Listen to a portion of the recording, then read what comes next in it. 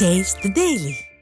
பரந்தூர் விமான நிலையம் அமைக்க எதிர்ப்பு தெரிவித்து பொதுமக்களின் அறவழி போராட்டம் 900வது நாளை எட்டியுள்ள நிலையில் விடியா திமுக அரசின் ஏவல்துறை 31 பேரை கைது செய்து அராஜகத்தில் ஈடுபட்டுள்ளது. காஞ்சிபுரம் மாவட்டத்தில் உள்ள பரந்தூர் சுற்றுவட்டார 20 கிராமங்களை உள்ளடக்கி சுமார் 5746 ஏக்கர் பரப்பளவில் விமான நிலையம் அமைக்க நடவடிக்கை மேற்கொள்ளப்பட்டு வருகிறது.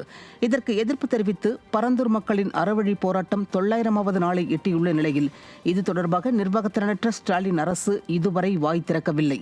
இதனை கண்டித்து மெரினாவில் போராட்டம் நடத்த பரந்தூர் பகுதியைச் சேர்ந்த 31 பேர் வேன் மூலம் புறப்பட்டனர். அவர்களை தடுத்து நிறுத்தி கைது செய்த ஏவல்துறை தனியார் மண்டபத்தில் அடைத்து வைத்தது.